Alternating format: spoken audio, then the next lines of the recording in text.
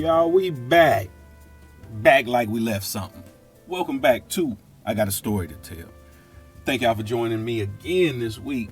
Thank y'all for listening last week. Hopefully y'all enjoyed my story on why I hate the Kappas. Y'all know how I do. Before we get going, I got to give somebody their flowers. This week, I want to give flowers and some love to my boy Kendrick Wiley, who I call Kimpo. Ken, man, I just want to thank you for those Sunday morning talks at work. You would have a cup of coffee in your hand, walk on the unit. You and I sit down and we would just talk. We would talk about dreams and goals and aspirations and religion and life and family and all this.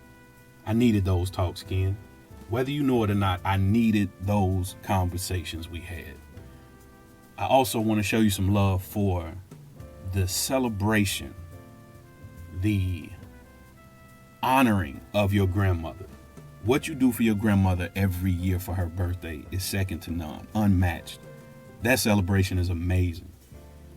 I want to thank you for inviting me out to those weekend celebrations of your grandmother.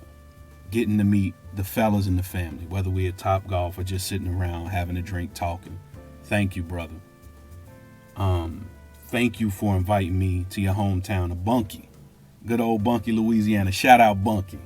We had a great time, man. What you do for those kids is amazing, man. Keep going and keep doing it, Ken. Keep going. So, thank you for those conversations, like I said, that we had, whether it was talking about dreams or goals, aspirations for the girls or Gina or you or just life, period. I needed that.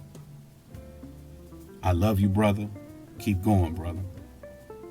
With that being said, y'all know what time it is. I got a story to tell. Let's go.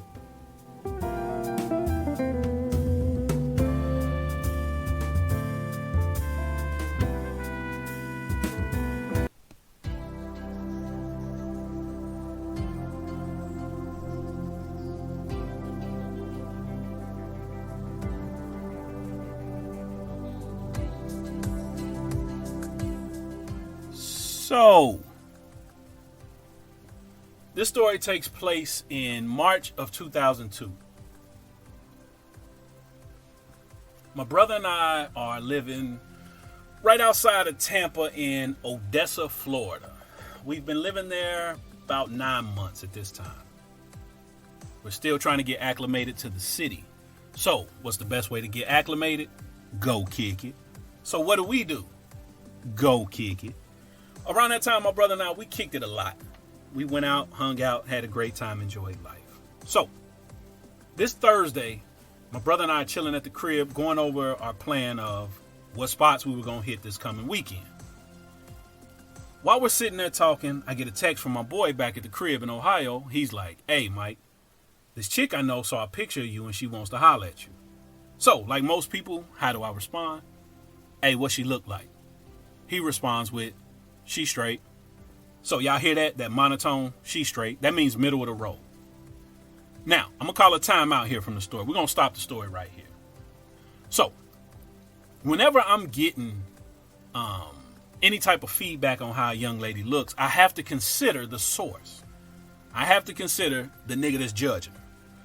Now, I can trust my brother Kev, my brother Jimmy, and my brother DC on their judgment. So, for example, if I call, they're going to answer in one of four ways. If I call Mac, and I'll be like, "Hey, Mac, what she look like?" And he says, "Oh, she's straight." That's middle of the road. Y'all see that? It was monotone, middle of the road. She's not too high, she's not too low. If I say, "Hey, Mac, what she look like?" And he says, "Oh, she's straight." See how it fluctuated a little bit? That means she's a little better than average. If I say, "Hey, Mac, what she look like?" And he says, "She's straight." If he carried that straight out like that, that means she's John Blaze, right? She's fire. Now, the fourth way, if I say, "Hey, Mac, how she look?" or "what she look like?"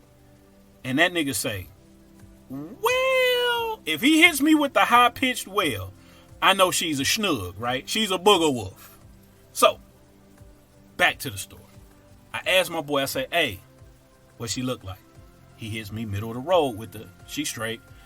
I'm cool with middle of the road. I'm not tripping. The reason I'm not tripping is because I can look at my track record, right? I can see, and I know personally, I've smashed some gargoyles and some snapdragons before. So I'm not tripping off middle of the road. So I'm like, cool, shoot her my info. Shoots me the info. That Friday, my brother and I are getting ready to go out. We're going to go to Club Joy.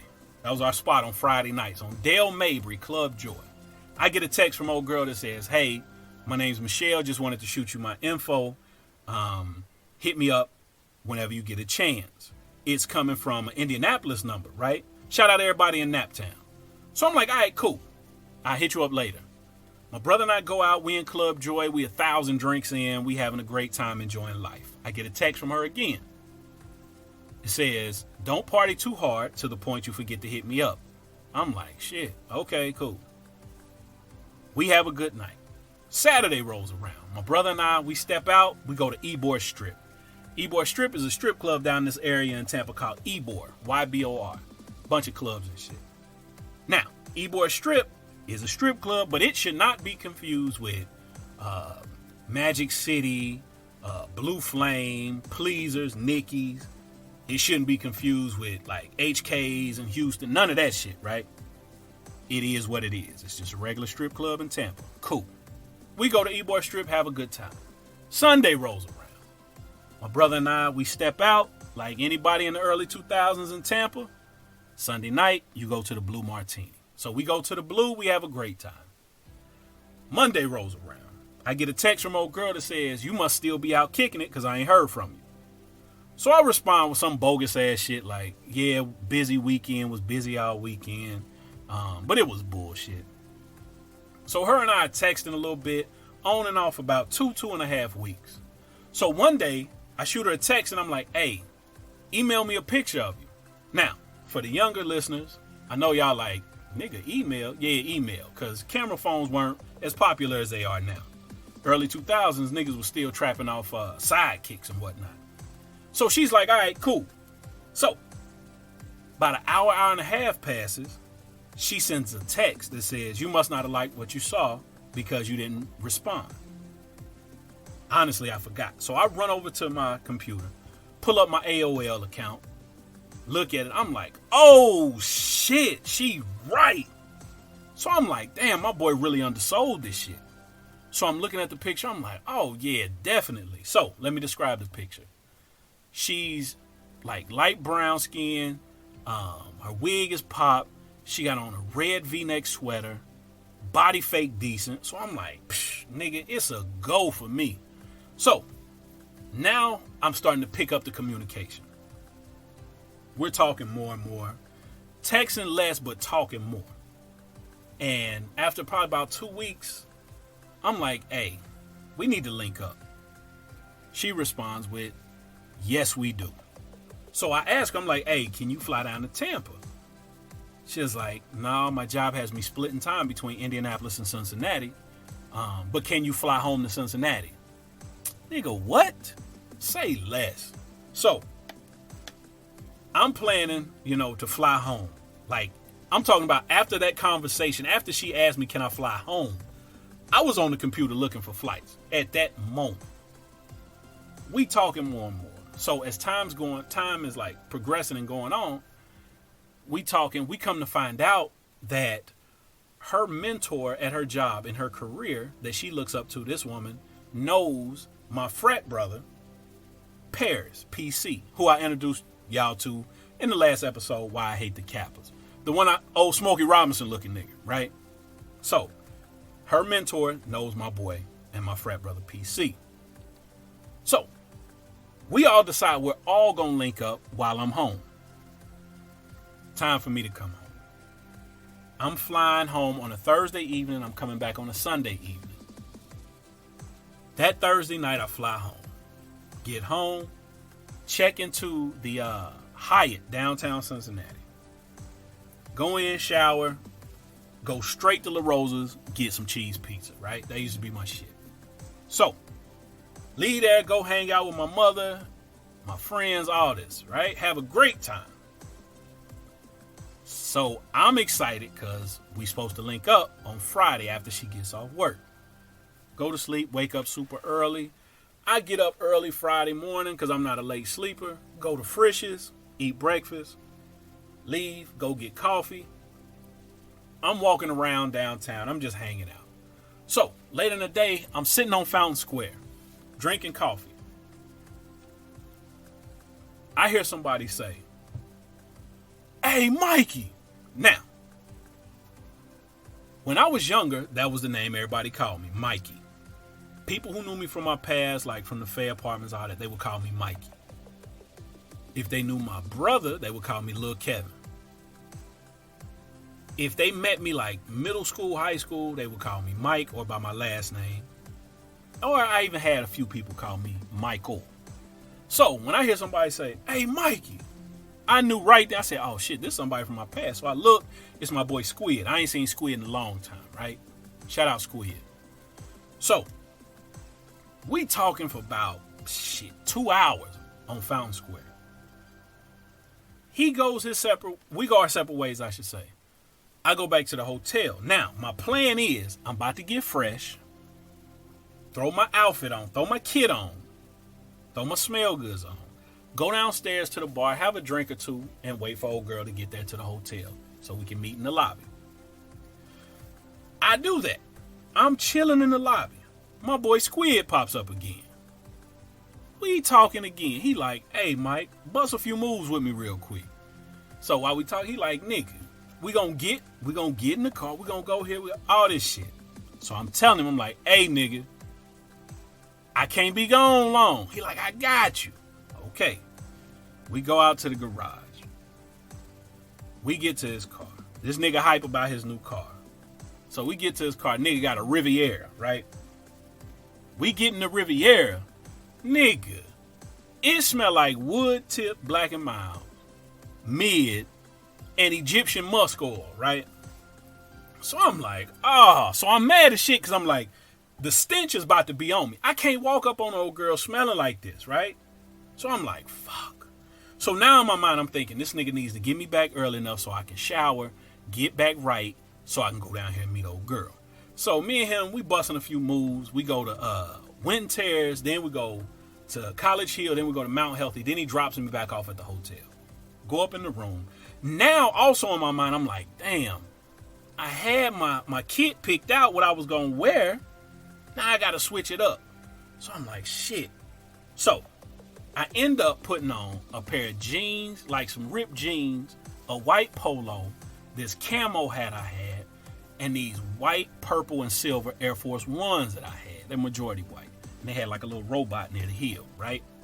So I'm still fly. Don't get it fucked up or confused. I'm still fly.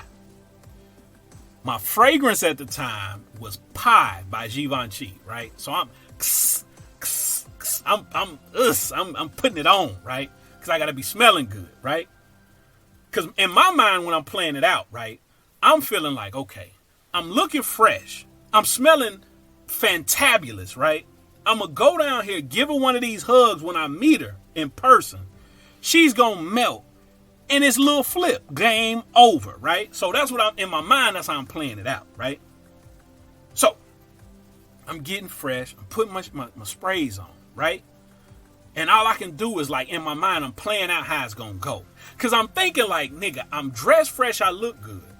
When I walk up on her, I'm going to be looking better than a bacon egg sandwich to her, right?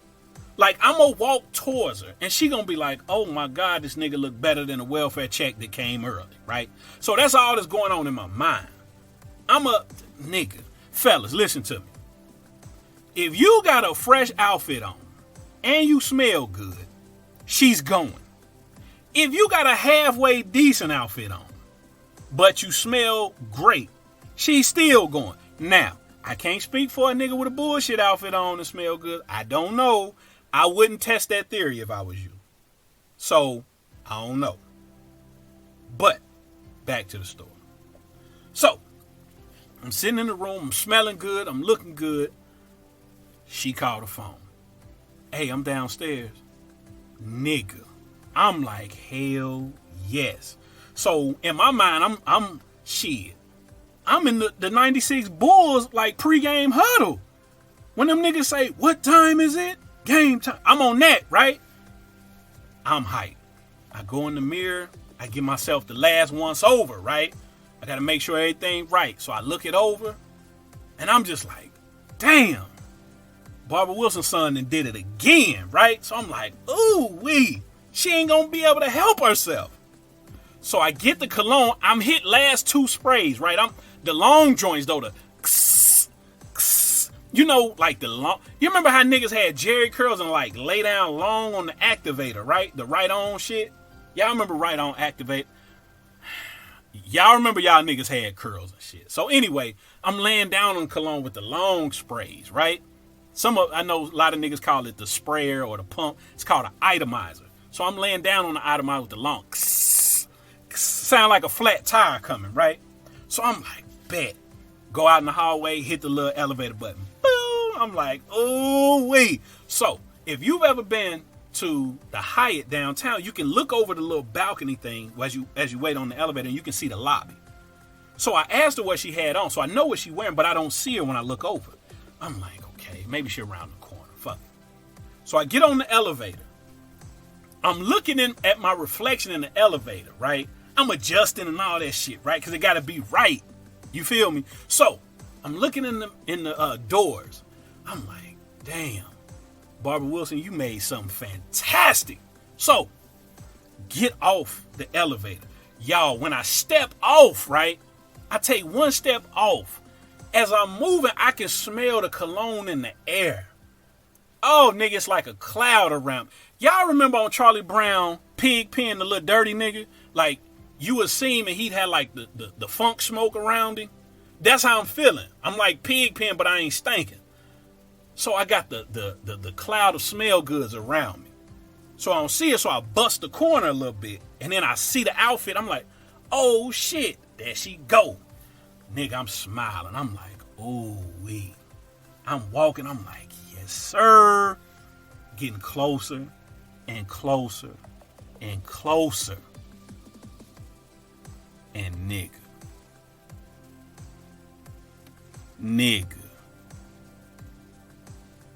I've been hit with the old bait and switch. You young niggas call it catfish. Nigga, I got catfished. Yo, I walk up on her, and this woman is nothing like that picture. So let me describe her. She's taller than I am, and I'm not a short person. She's looking like down at me a little bit, right? And you can tell she's uncomfortable with her height because she's like slouching over, like hunched over, like trying to be smaller and shit, right? In the mouth and nose area, I know my fellas and basketball fans will know who I'm talking about, but in the mouth and nose, she looked like Rick Mahorn for the Detroit Pistons, right? So I'm like, holy smokes. She had like what y'all call it? Women when the African sisters like braids, right? Like extension braids. So she had some braids, which I like them too. But she had those. On the phone, she had this confidence and borderline conceited attitude that I was like, okay, cool. She's feeling herself. She's confident. But in person, she had like a Tim Duncan swag, right? So I'm like, oh, this is terrible. All the joy and excitement just left my body. I'm like, this is terrible, right? About 5 minutes later, the mentor and my boy PC walks in. And this is where I call a timeout to the story too. Quick PSA. If you are cool with me, friends, family, somebody I've known for years, I need you to always be able to read context clues, pick up on certain vibes and signals, right? Now back to the story. They're sitting there trying to decide what the move is. Where are we going? Are we just going to eat or what? The mentor says, hey, let's go to Kenwood Mall. Nigga. Kenwood Mall is the most popular mall in the city of Cincinnati. The last thing I want to do is be seen in Kenwood Mall with Rick Mahorn. So, I'm like, oh shit. I'm expecting my nigga PC to pick up on the vibe and be like, nah, I know my nigga Mike damn sure don't want to go there with old girl. But nah, what this nigga say? Yeah, we can go to Kenwood. This old shopping ass nigga buying shoes and pants and shirts and suits and shit, he wants to go to Kenwood Mall. I look at this nigga, I say, you dirty motherfucker. I say, oh nigga. So, where are we going? Kenwood Mall. We are riding 4 deep, so the mentor was like, well, I'll just drive, we can all ride my car. Me and old girl in the back seat. Now, I'm in the back seat. I'm hurt, I'm upset, I'm sad, I'm mad, disappointed, all that shit. And I don't want to go to fucking Kenwood Mall with Rick Mahorn. So, I'm looking out the window. Have y'all ever seen like them Hallmark movies where say some sad shit happens where, say Child Protective Services come take some kids out the house and they got to take them to foster care. And the kid don't really want to leave and he looking out the car window and the house is getting further away. You know what I'm saying? He just looking out the window and one tear rolled down. That's what type shit I'm on. I'm looking at the Hyatt Hotel and I'm just looking out the window and it gets further away and further away. And I'm not saying shit. I'm like, oh my God. Now, another reason I don't want to go to Kenwood is because at the time there were a couple young ladies in the city of Cincinnati that I was dealing with, even though I lived in Tampa. I didn't tell them I was going to be in town. The last thing I need is to be in Kenwood Mall with Rick Mahorn and one of these young ladies see me and be like, oh, so you came in town, you ain't want to call and let me know? Oh, nigga. So we get to Kenwood. I'm in that bitch acting like a Middle Eastern wife. I'm walking 10 paces behind everybody. I'm looking at windows, fake window shopping. I'm not going to buy none of this shit. I'm just looking because I don't want nobody knowing with them. I am mad as shit, right? We walk around the mall what seems like forever. End up leaving. Go grab something to eat. Hey, drop me off at the hotel. So they drop me off. I'm sitting on the foot of the bed, just sick. Like, nigga. Old girl calls my phone. Hey, I was just calling to see how you doing. I was like, oh, I'm good. Hey, you want me to come through? Nope. I could not say no fast enough. I'm like, nah. Nope, I'm good. You sure? Yep, I'm sure. I get off the phone. Now, I'm sitting there collecting my thoughts and trying to make light of this whole situation, right? So I'm like, okay, you're at home in Cincinnati.